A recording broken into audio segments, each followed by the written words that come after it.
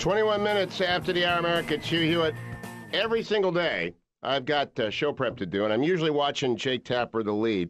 Then I run over to Mediaite and take a look at what Mediaite's got up there. For example, this afternoon, Glozell is at the very top of Mediaite, and you can take a look at NBC's Richard Engel has made a very important point about whether or not the President of the United States ought to be saying anything good about the King of Saudi Arabia who just died because the King of Saudi Arabia, according to Richard Engel, could not stand him.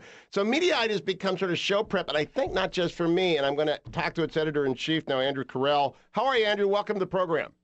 Good, how are you? Thanks for having me. Well, I read that very odd interview you did with the Mirror, and I thought to myself, this will be interesting. That's just unlike any other profile I've ever seen done. How much grief did you get for that? For the Mirror interview, in which I just have never seen that format. Yeah, with Betsy Rossby. Yeah, she's hilarious.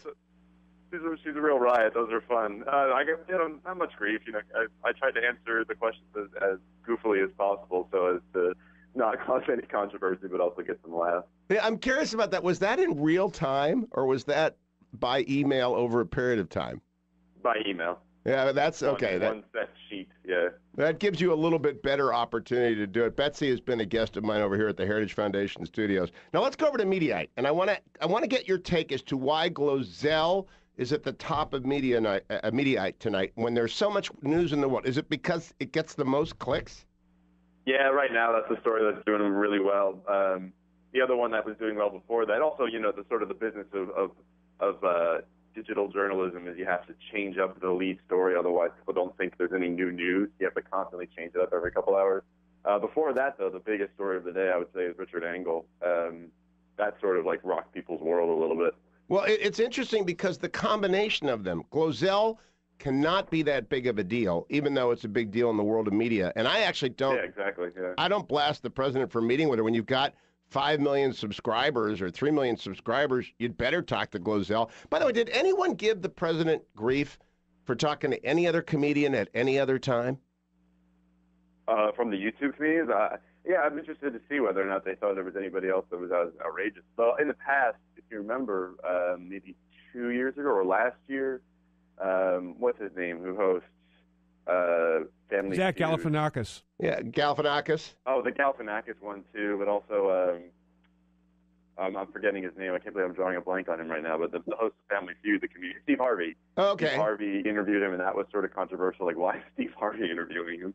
Well, I don't know if you talk to Colbert and you talk to Jon Stewart and you go on The Tonight Show or you appear on Letterman.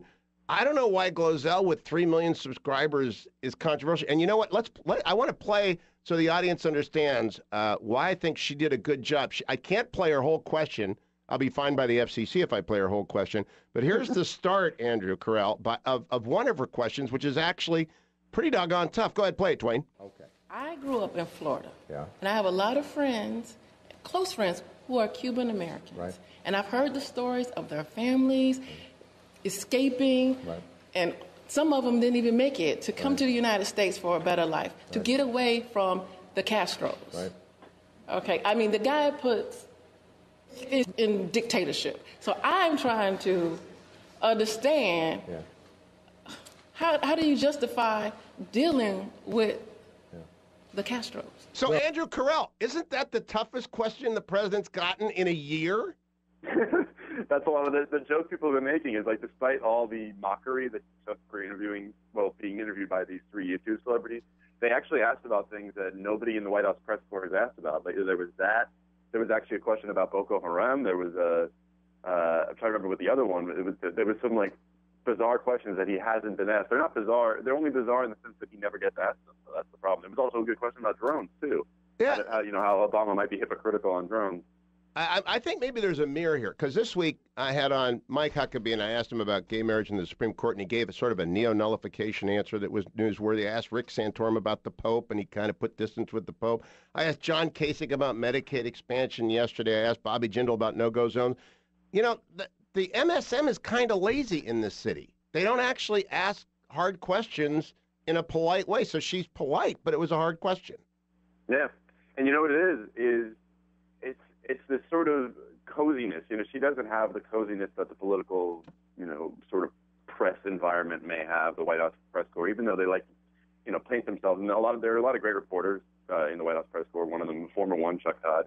But they have a cozy relationship, whether or not they admit it, in the sense where if they're too rough on the president and too rough on Josh Earnest, for instance, they're not going to have as great an access. They're not going to get called on. They're going to be sort of ostracized. Whereas with her, I think her inhibitions were lower because, she's just a YouTube celebrity. She's never experienced the sort of the politics within being part of political journalism. She's not privy to that. She had no idea that, that maybe, to her, it was just having a real conversation with the president. Cool. And it was authentic. And, I'll bring that up to Chuck. Will start off the next hour, and I'm in town to Meet the Press on Sunday anyway. So I'll ask him about that. But I don't get the blowback at Glozell. And I actually wouldn't have known about it except Mediaite. So tell the audience, what is your job every day? What do you want to do when you start looking for stories from Mediaite? Well, we all sort of come to it with a different angle of what we particularly like to look in for the media. But for me, when I came to this, I came from cable news before this. For me, what I love to look for and what I've tried to steer us to look for is keeping an eye out for, the two things. One, I call it like chronicling the blowhards. When people like Ed Schultz or somebody on Fox or, a commentator on either network or CNN too, either of the three networks, when they say something that is outlandish, something that is, not really good discourse or something that is interesting. It doesn't even have to be something outrageous. It could be something interesting that you've never heard before, a take that is sort of putting a new spin on it. Things that make you go, that's interesting. I never thought of it that way. It's sort of, the libertarian in me, I constantly look for contrarian angles on everything. So you worked for John Stossel, didn't you? You worked for Stossel for a while? Producer for John Stossel, yeah. And is that where you picked up the libertarian stuff? No, I was it's sort of a weird full circle, kind of a fun story that in high school, my economics teacher, junior year, high school on Long Island, a very, not exactly a libertarian or anywhere near conservative area, but my high school economics teacher showed us Stossel in the Classroom DVDs, and that sort of shook my worldview a little bit. And then I read his book, and I discovered the economist Walter Williams, who then I discovered about George Mason University, and I went there for economics. And from there, I interned at a program that set me up with John Stossel. And so John was my first job. I worked with him at ABC, and then moved to Fox with him, and then here I am now. So you're a real disruptor. Now, are you a Rand Paul guy? I tend to be. I consider myself a very nihilistic libertarian in the sense that I tend to not support politicians. I think my distrust of it's sort of Friedrich Hayek, the old economist that most libertarians worship. He wrote that the worst always get on top, and generally speaking, I would say that's true for politics, especially. Actually, I think that's what he was specifically talking about. Was talking about in politics, the worst get on top. That's what the incentive structures are made for. So generally speaking, I feel like when I support a politician running for president, I think most people who have the sort of audacity to run for president tend to be people who are not always the best people. Andrew, we're out of time, but I got to tell to the libertarian, and you got to go look at the John Hickenlooper story today out of Colorado. He regrets that they legalized dope. The libertarian should be studying that. Andrew Kirell from Mediaite, great to talk to you on my D.C. edition of the Hugh Hewitt Show. Don't go anywhere, America. Senator Tom Cotton in studio with me next.